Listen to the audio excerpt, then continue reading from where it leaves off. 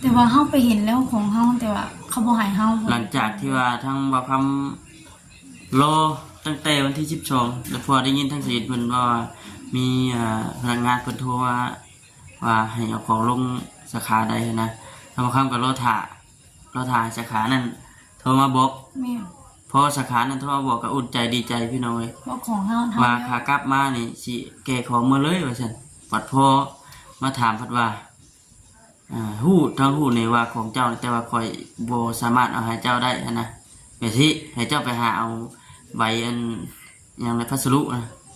เอามาให้เชียนะพี่น้องเนาะแต่ว่าบ่คำว่างงบัดสิเอาจังได้สิหาใช้บัดนี้ทั้งที่บ่ฮู้ว่าของสิ่งนั้นน่ะแม่นผู้ใดนะพี่น้องฝากมาจากที่แน่ๆเนี่ยก็จุดประสงค์เพิ่นฝากมาให้บ่คำว่าสอินนี่นะพี่น้องพอน้ำเก็ตเนี่ยทางพนักงานก็โทรบอกว่ามีชื่อเนาะแม่ชื่อบ่คำแล้วก็สาขาที่ว่าโทรมาให้บ่คำไปเอาแล้วก็ฮู้ว่าในเก็ตเนี่ยมีชื่อบ่คำอุทุพรแม่นเจ้าบ่นะพี่น้องบ่คำแต่ว่าบ่ยอมให้บ่เข้าใจกันแล้วพี่แต่ว่าบ่มีนี่เฮาก็เคยเอาอยู่หั่นนะพี่น้องทางที่ฮู้อยู่หั่นน่ะบางบริษัทเพิ่นบ่บางอย่างเพิ่นก็ฮู้อยู่แล้วอันนี้ของเจ้าเพิ่นก็คือแบบโทรหาเบอร์เฮาเพิ่นเอาให้เฮาเลยแต่ว่าตัวนี้แบบยากแฮงอะไรพวกนี้พี่น้องก็คือแบบสีหน้าสีตาก็เข่งตึงบ่ได้รับแขกจากวี่ได้บ่แม่นว่าสิเว้าพวกนี้พี่น้อง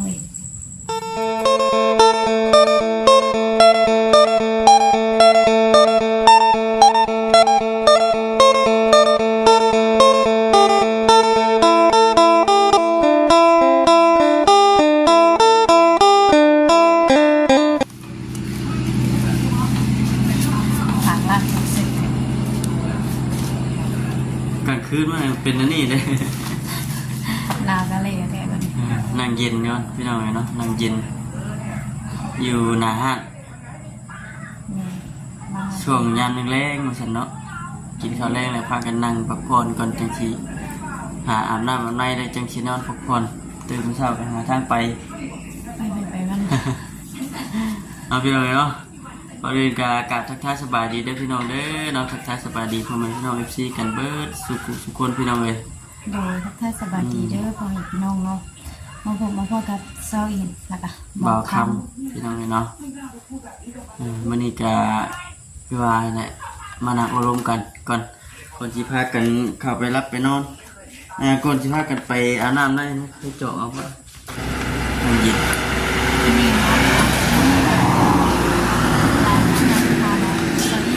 เราข้ามเปิดห้านแล้วพ่อในนั้นในนี้เนาะยังเด้อยังบ่ได้เปิดห้านเนาะแต่ว่ามานั่งก่อนแต่ว่าถามว่าเปิดพ่อกับเปิดแต่ว่ามีค่าแต่ว่าค่าได้คือว่าพ่อพี่น้องเนาะเฮาก็ขายอยู่แต่ว่าเครื่องมีในส่วนที่มีเรื่องเนาะในส่วนที่ว่าลูกค้าใกล้เคียงเนี่ยเป็นมาขายซื้อขายพอขายได้เล็กหน่อยเป็นแล้วก็ขายได้ลดหน่อยเอาลดหน่อยเอามาทอนไว้ครับพี่น้องเพราะว่าเปิดย่ำไรกันเลยเพราะครับโฆษณาโฆษณาดุดโฆษณาเลยต้องเปิดห้านนี่ต้องเปิดโฆษณาอยู่เนี่ยเขียนเจียพิ้งบ่ว่าโฆษณาถ่ายคลิปให้กันซีดูเบิ่งกันเลยในนั้นเดี๋ยวนี้นะวันนี้เขาประเด็นเลยเนาะเรื่องที่ว่าเปิดคลิปต้องกันวันนี้มีแตกเลยเนาะหลายมือเลยคนไม่แน่ชิวว่ากับเจ้าแบบเชื่อไม่ได้เก็บมาได้เลยมันคือเก่าแท้เป็นไรจ้อยเจ้าอย่าไปยิ้มเลยค่ะกำลังจริงจังเลยเนี่ยเป็นไรคือเก่าเป็นยังไงมันแบบทรงแปลกๆแท้เดี๋ยวนี้โอ้ยหนวดข่อยมันฟงออกข่อยไม่แท้กับไม่ซิ่งไม่แท้เจ้ายังเปกไปเยอะกว่าเจ้าว่ามีพิรุธอลีจะคอยพี่น้องไงนี่เนาะ เมียว่าจำนี่กับช่วงแบบนี้พิรุธนะ เพราะเรื่องที่ว่าสิมาอบรมกันวันนี้ FC บางท่านก็สิว่าเอ้าเพิ่งเลยที่ว่าบ่เห็นบ่ค้ำแล้วก็เสาอินออกคลิปนำกันแล้วก็บ่เห็นบ่ค่อยเห็นบ่ค้ำลงคลิปเรื่อยปานใดช่วงนี้นะ เห็นกับผู้ละช่วงเอาปลาคลิปนั้นเลยแล้วก็ชื่ออิงกับบ่คอยได้ของน้ำเพิ่นเพราะว่าชื่ออิงก็ยังบ่ได้ออกเป็นเวียกตื่นขึ้นมาสิกับไปเวียก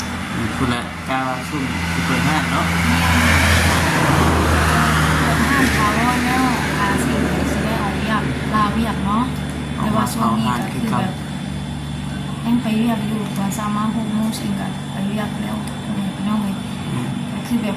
ใครแต่ว่าน้องพาคิมเพิ่นตื่นสวย คือช่วย 7-8 โมงเพิ่นตื่นนี่ของน้องเพิ่นขี้ค้านเพิ่นบ่ได้ยากคือแต่ยังน้อยเพิ่นสบายแล้วรู้จักความมีเฮาเว้าแล้วก็รู้จักเรียนเฮาอย่างเพิ่นก็รู้จักแล้วบางทีเพิ่นก็ถามมาแบบพ่อกับแม่ไปไสถามมาไปคือเพิ่นสิบอกว่าพ่อกับแม่ไปเวียกพ่อแม่ไปเวียกบ่แล้วก็แล้วพ่อแม่พี่น้องเนาะแต่ว่าเข้าประเด็นเนาะ จุดประสงค์ที่มาอบรมกันแล้วก็เว้าสู่ทาง FC ฟังมื้อนี้ก็คือ มีเรื่องพี่น้อง เรื่องสิมาเกิดกับเฮา2คนแบบนี้อ่ะ2คนแล้วก็เลยนี่นะแล้วก็แบบด้วยความที่เฮาแบบเชื่อในไหนเฮายังแบบอ่อนกับเรื่องนี้บ่ค่อยน้องเลยแบบว่าเขาเว้าแบบในไหนเฮาก็บ่กล้าไปเถียงน้ำเขาอ่ะนะ เรื่องเครื่องนะพี่น้องเนาะ แม่ เครื่องที่ว่ามี FC บ่หรือว่าแบบอ้ายเอื้อยป้าลุงอีกก็มี หรือว่าแม่ก็มี เปิดฝากเครื่องมาให้แต่ฝั่งไทยพุ่นล่ะพี่น้องนะ เพิ่นโทรมาเมื่อวันที่13 2 คนส่งเมื่อวันที่12คนส่งมันโทรมา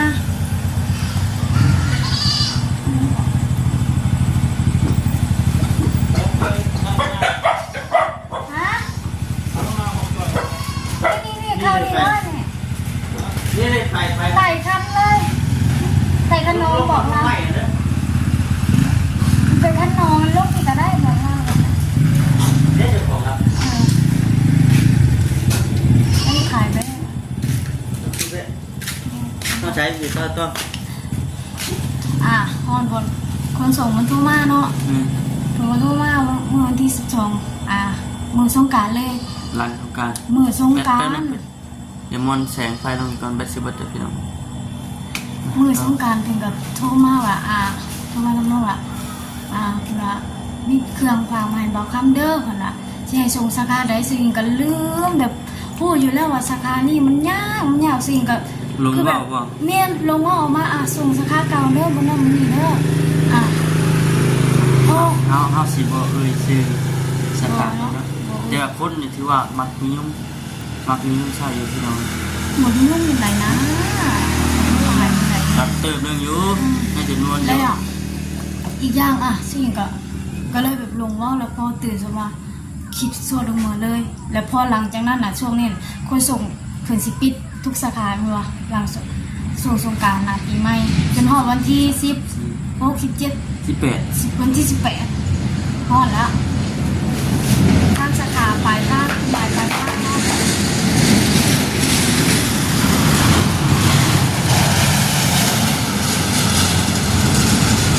รถลายมืดพี่น้องครับ ทาง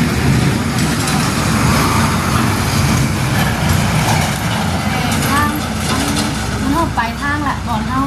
หายอารมณ์ของแล้วผมก็โทรมาบอกฮัลโหลเป็นไรได้นี่แม่นมีของส่งมาแต่ไทยเด้อนี่แม่ เสีย น ง เป็นของบ่าวค่ำแม่นบ่เพิ่นว่าบ่าวค่ำทุกคนมีคนฝากมาของฝากมาแต่ไทยเพิ่นว่าในจำนวนเป็น2กล่อง 2แก๊ส 2แก๊สแต่แบบดูคำที่ว่าเฮาบ่ฮู้ว่าแม่นเอื้อยอ้ายหรือว่าแม่หรือว่าลูกป้านะเพิ่นฝากมาผู้ใดแล้วแบบเพิ่นบ่ได้ส่งอิหยังใบบินบ่ ใบบิน บ่เลขพัสดุมาให้เฮาแล้วก็ที่ว่าสาขานั้นน่ะเพิ่นแบบต้องการแต่เลขพัสดุใดแต่ว่ามีชื่อเฮาบ้านเฮาเบอร์โทรเฮามีครบหมดแต่ว่าบ่ยอมให้เฮาก็เลยว่าสั่งคือว่านั่นนี่แบบเพิ่นก็เลยว่าขอยอยากได้เลขพัสดุ ข่อยบ่กล้าให้เจ้าข่อยฮู้ว่าของเจ้าข่อยบ่กล้าให้เจ้าข่อยอยากได้แต่เลขพัสดุเดี๋ยวนี้เจ้ามีบ่แล้วเรื่องของเรื่องอ่ะเฮาสองคนบ่มีเลขพัสดุแล้วเฮาก็บ่ฮู้ว่าเพิ่นฝากให้เฮาแม่นผู้ใดแม่นไผเฮาก็เลยแบบ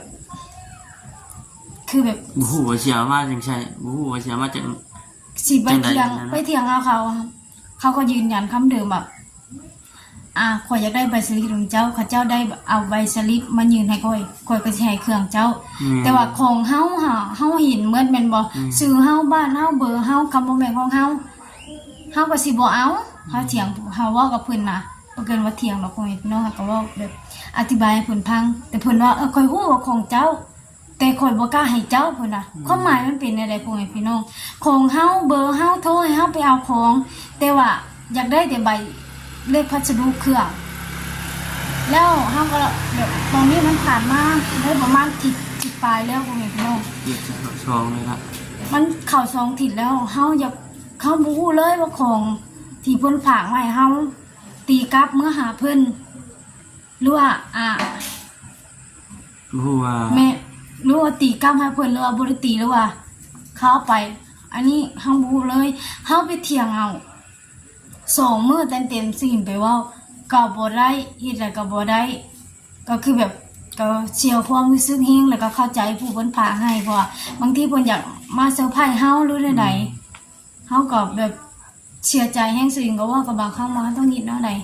เฮาบ่ฮู้เลยมันว่าบ่แม่นเทื่อนึงทีเดียวนะพี่น้องมัน2เทื่อเลยนะมันเป็น2เทื่อแล้วแล้ ก็ ว บ่เก่าบ่เดิมอีกผู้เก่าผู้เดิมอีก แม่น ผู้เดียวเพิ่นมาให้ เลยสิ่งนี้ข่าวว่าบ่อนแบบแต่ว่าสาขาอื่นซึ่งบ่แน่ใจว่ามันเป็นคือกันบ่มันมีบ่ได้ชื่อเฮาแบบเบอร์หยังเรามันมีครบพ่อแม่พี่น้องเว้ยเป็นของเฮาแบบถ้าบ่แม่นของเฮาสิมาเฮาจนยืนยันแล้วอันนี้มันแม่นของข่อยแท้แต่ว่าเพียงแต่ข่อยบ่มีใบเลขพัสดุแต่ว่ามันเป็นของข่อยค่ะเจ้าบ่เชื่อเจ้าก็โทรเอาเบอร์ในกล่องนี้โทรหาข่อยแต่ว่าโทรติดแต่เพิ่นบ่ยอมให้พ่อแม่พี่น้องเว้ย ติดอยู่แต่ว่าบ่ให้ เขาไปยืนยันเอากับบ่หายอยากได้แต่เลขพัสดุอยากได้แต่เลขพัสดุสิ่งก็เลยว่าขนาดนั้นเลยบ่สิว่าบางสาขาบางบ่อนนี่เพิ่นเอาให้ได้เพราะเป็นของเฮาแล้วโทรติดใส่เฮาเบอร์เฮาอันนี้แม่นของเจ้าไปได้แต่นี่บ่ยอมให้เฮาเลยบ่ว่าเหตุผลใดก็เลยแบบความรู้สึกเสียใจได้แล้วก็เข้าใจผู้เพิ่นฝากมาให้เพิ่นก็ตั้งใจฝากมาให้เฮาบางทีเพิ่นอยากซื้อไฟก็มีเนาะเพิ่นแบบเห็นเฮาแบบเพิ่นก็ตั้งใจฝากมาให้ แต่ว่าด้วยความที่ว่าจักสิว่าจั่งใดคือมันเป็นอันนี้พ่อแม่พี่น้องเลยและตอนนี้คันว่าตีกลับเมื่อหาเพิ่นซึ่งก็แบบดีใจได้ที่ว่าของกลับคืนหมดเก่าหาบ่เก่าหาเจ้าของเก่าเนาะคันว่าบ่ตีกลับนี่ติบ่เห็นวี่แววหยังเลยนะพี่น้องเอ้ยเนาะแม่นคันว่าบ่ได้ตีกลับสิ่งแบบกังวลใจอยู่น้ำเขาเลยแบบเฮาก็เสียใจได้พ่อแม่พี่น้องเพราะว่าอันแบบเพิ่นก็แบบอุตส่าห์พามาให้เพิ่นก็แบบว่าตั้งใจแน่วินาทีนั้นแบบเพิ่นส่งโทรมาสิ่งก็ดีใจแล้วว่าได้แล้วของไผว่าทารุ่นอยู่แม่นทารุ่นมันสิมีชื่อผู้พากให้เฮาแม่นบ่เฮาก็ทารุ่นได้หยังอยู่คือสมมุติว่าของมาฮอดคือแต่ละเทื่อนี่คือทางแม่ยุ้ยแล้วพากมาสมมุติสิเนาะแม่นทางหมอคำเขาเห็นก็มีแต่ว่าถ่ายคลิปลงให้เบิ่งแต่ว่านี่ของมิดทายสมอยอยู่ซั่นแม่นแต่ว่าเฮาไปเห็นแล้วของเฮาแต่ว่าเขาบ่ให้เฮาหลังจากที่ว่าทางหมอคำรอตั้งแต่วันที่12แล้วพอได้ยินทางเสียเพิ่นว่ามีพนักงานเพิ่นโทรว่าให้เอาของลงสาขาใดนะทางหมอคำก็รอถ่ายสาขานั้นโทรมาบอกแม่พอสาขานั้นโทรมาบอกก็อุ่นใจดีใจพี่น้อยว่าของเฮาว่าขากลับมานี่สิแก้ของมาเลยว่าซั่นปัดพอมาถามเพิ่นว่าฮู้ทั้งฮู้นี่ว่าของเจ้าแต่ว่าข่อยบ่สามารถเอาให้เจ้าได้นะแบบที่ให้เจ้าไปหาเอาใบอันหยังในพัสดุนะเอามาให้สินะพี่น้องเนาะแต่ว่าบ่คำว่างงบัดสิเอาจังได๋สิหาใช้บัดนี้ทั้งที่บ่ฮู้ว่าของสิ่งนั้นน่ะแม่นผู้ใดนะพี่น้องฝากมาแต่เรื่องดีใจบ่นี่ก็ดีใจอยู่เพราะว่าเพิ่นจากที่แน่ๆนี่ก็จุดประสงค์เพิ่นฝากมาให้บ่คำเขาสินี่นะพี่น้อง พอน้ำเก็ตน่ะทางพนักงานก็โทรบอกว่ามีชื่อเนาะ แม่น ชื่อบ่คำแล้วก็สาขาที่ว่าโทรมาให้บ่คำไปเอาแล้วก็ฮู้ว่าในเก็ตน่ะมีชื่อบ่คำอุทุพรแม่นเจ้าบ่ว่าซั่นนะพี่น้องบ่ แต่ คำกัน ว่าบ่ยอมให้บ่เข้าใจกันว่าเป็นหยังบ่เข้าใจอีหลีเด้แต่ว่าที่ซะเองเคยสั่งเครื่องอ่ะสิ่งที่บ่ลงสาขานี้เคยไปบนส่งสาขาที่ว่าจริงเคยไปอ่ะบ่มีเลขพัสดุแต่ว่ามีเบอร์ห้างเพิ่นโทรมาให้เฮาก็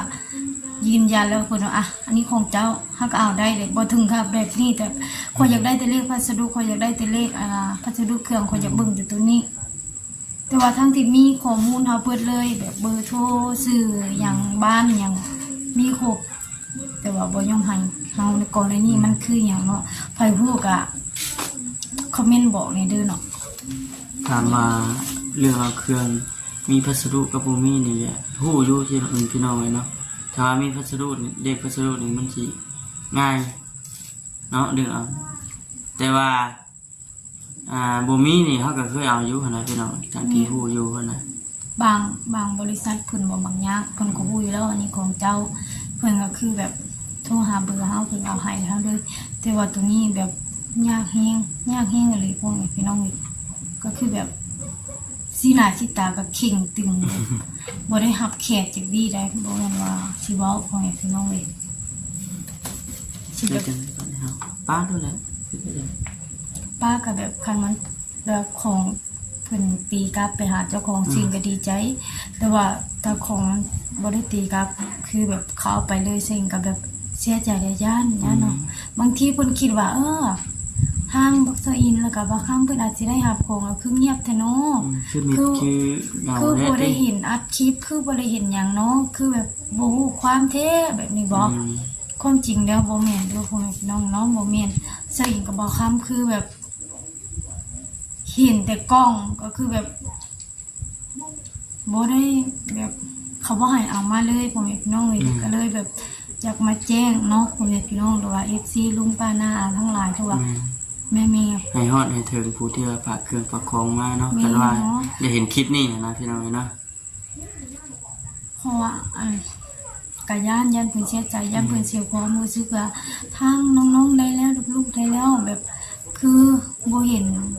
มาชี้แจงมาออกมาอัดคลิปมาอีหยังเลยแบบนี้นะพ่อแม่พี่น้องความจริงแล้วแบบเสียความรู้สึกพ่อแม่เข้าใจเพิ่นแบบเฮาก็ดีใจแบบคือเด็กน้อยได้ของไงคือเด็กน้อยสิได้ของได้พ่อแม่พี่น้องเนี่ยแต่พ่อบ่ได้แล้วก็แบบก็คิดแบบมันจังสิว่าแน่ได้ภาวนาแหละซื่อน่ะพ่อก็บอกคำว่าถ้าว่าเฮาบ่ได้ก็เพราะว่าเฮาบ่ได้ก็ทำให้เขาดีกันให้ก็ซะบ่ดีใจภาวนาแต่ว่าบ่อยากให้มีเปอร์เซ็นต์ที่ว่าบ่ตีกลับแล้วก็เอาไว้เองบ่อยากให้มีแบบนี้เลยเพราะว่าเฮาที่เชื่อนั่นแหละน้องทั้งเป็นฝากให้เป็นตั้งใจเนาะเป็นก็ตั้งใจแบบที่ฝากให้เฮาแต่มาฮอดเฮาแบบ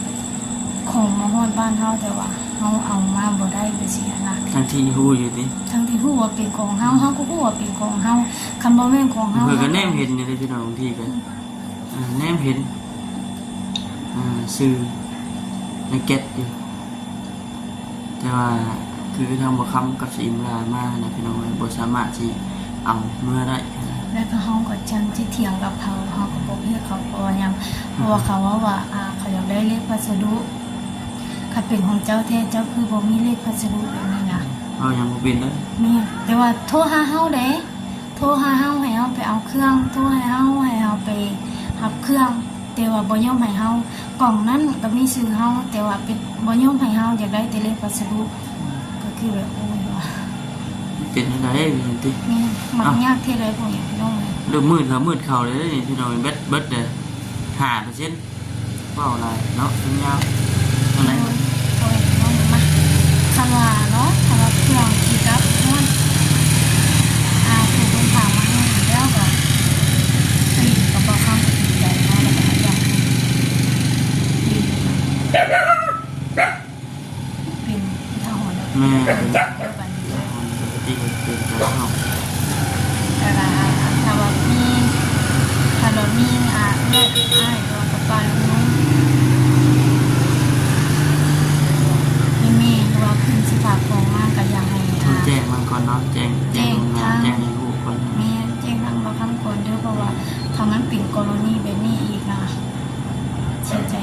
เสียใจทั้งผู้ฝากแล้วก็เสียใจทั้งผู้รับเนาะเสียความรู้สึกคนผู้ฝากคืออยากให้เฮาแบบได้รับแต่แบบเฮาก็เข้าใจเพิ่นถึงตั้งใจทั้งเฮาก็ตั้งใจท่าคือกัน ถ่าเด้อพี่น้องเอ้ยเนาะ แม่แบบถึงว่าแบบแนวใดก็แบบดีใจได้คันว่าเพิ่นฝากมาซะอีกบ่คำนี้ก็คือแบบตั้งใจแบบล่ะอย่างดีถ้าเพิ่นแบบจะสิว่าแนวใด เอามีแต่ว่าเป็นอุทาหรณ์พี่น้องเอ้ยเนาะ แม่น ออกมาแจ้งหรือออกมาเว้าสู่กันฟัง แม่นถ้าใครมีความรู้หรือว่าเกี่ยวกับเรื่องนี้เนาะ คอมเมนต์ ก็คอมเมนต์บอกสิบอกคำได้เยอะเนาะแต่ว่ากับที่สิว่าแนวใดเนาะ เอาโอเคเนาะพี่น้องเอ้ยมีแต่สิจบคลิปก่อนบัดทีนี้จะได้ก็ฝากเด้อพี่น้องเด้อเนาะฝากเข้ามากดไลค์กดแชร์กดติดตามรับชมแล้วกันตอนเข้ามาเป็นกำลังใจให้พร้อมเนาะ